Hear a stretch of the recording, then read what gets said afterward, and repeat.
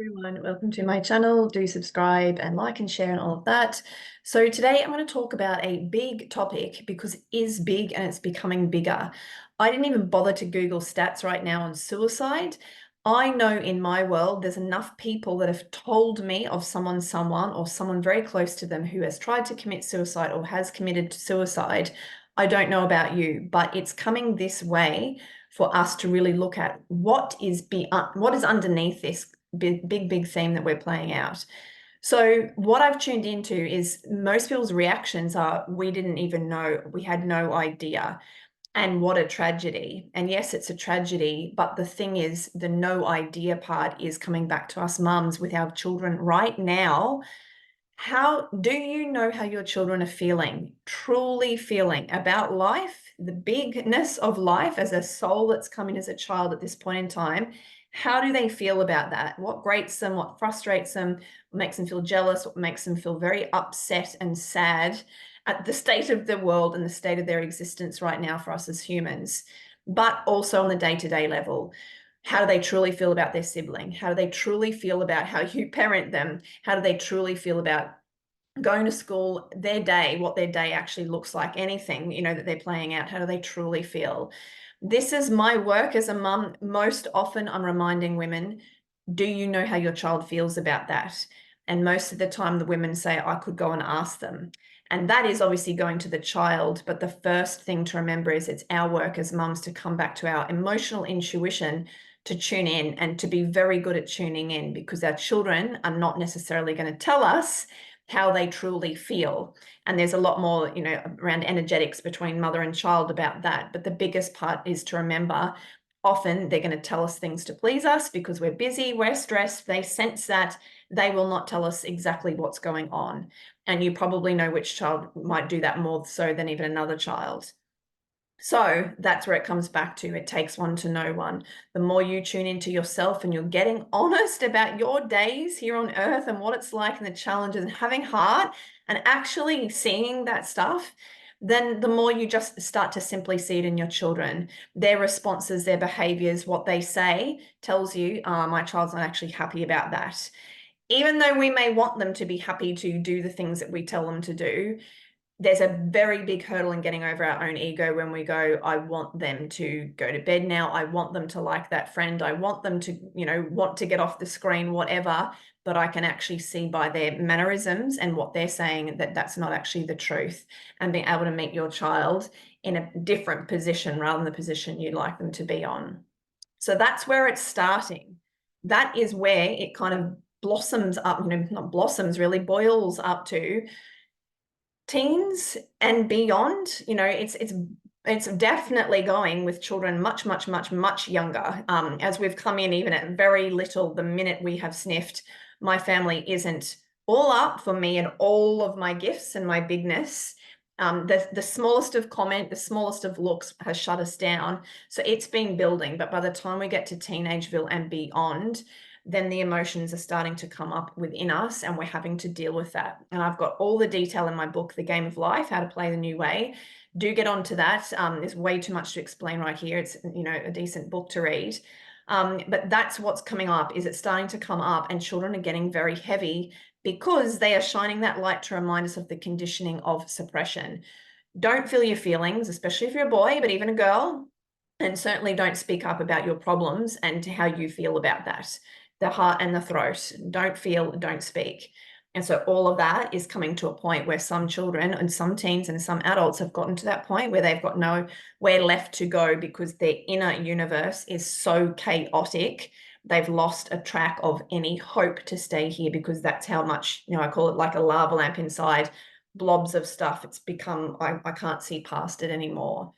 And that is then the tragedy for those mothers who have lost a child, to go back to feel the feeling that they weren't doing back, at day dot. And that's why I call this mother-child teamwork, because the child puts the mother in a certain position, whether she likes it or not, to feel, how do you feel to be a mother of a child who is going through this? And it could be any childhood thing. Suicide is just one, or attempting suicide is just one theme.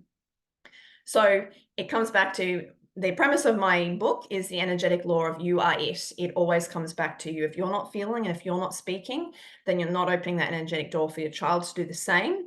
Doesn't matter how much you want them to do it or talk to them about doing it or promote it. If you're not embodying it, they will not necessarily. There's many caveats here, but that's the energetic law. Everything starts within you first. So you have to insist on how important is it to you. And many women are getting pulled into that to like, oh yeah, I don't want to feel, don't want to feel, don't want to feel. Okay, it's starting to become very important for me to feel. It's starting to become more and more important for me to talk up.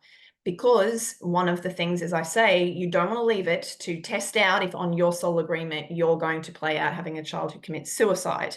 You want to get on it now to start working with this theme.